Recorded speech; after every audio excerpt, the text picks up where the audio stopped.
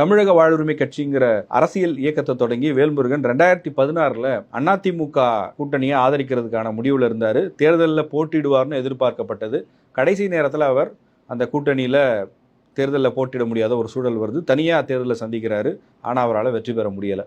2021 திமுக கூட்டணி, மதச்சார்பற்ற முற்போக்கு கூட்டணியில் அவர் வேட்பாளராக கிளம்புறங்கிறாரு. திமுகவின் சின்னமான உதயசூரியனில் போட்டியிட்டு பண்ருட்டியிலிருந்து தேர்ந்தெடுக்கப்படுகிறார். இதுதான் எலக்ட்ரோரலாக பார்க்கும்போது வேல்முருகனுடைய கடந்த கால பர்ஃபார்மன்ஸ் அப்படிங்கிறது இப்படி தான் இருந்திருக்கு. பாமகவில் இருந்தப்பவே அவர் ஒரு ஃபெரோஷியஸான ஒரு ஸ்பீக்கராக, அதிரடியாக பேசக்கூடிய ஒருத்தராகவும், சட்டமன்றத்திலையும் அதிரடியாக பேசக்கூடிய ஒரு எம்எல்ஏவாக இருந்திருக்கிறாரு. அப்போது இருந்த கலைஞர் கருணாநிதி, செல்வி ஜெயலலிதா போன்ற தலைவர்களிடமும் பாராட்டுக்களை எல்லாம் வாங்கினவர் தான். சமீபத்தில் கூட அவருடைய 40 ஆண்டு கால பொது வாழ்க்கையை பாராட்டக்கூடிய வகையில் நிகழ்ச்சி ஒன்று நடத்தப்பட்டது. வேல்முருகனுடைய பொலிட்டிக்கல் கெரியரில் சர்ச்சைகளும் அவ்வப்போது இருந்திருக்கு.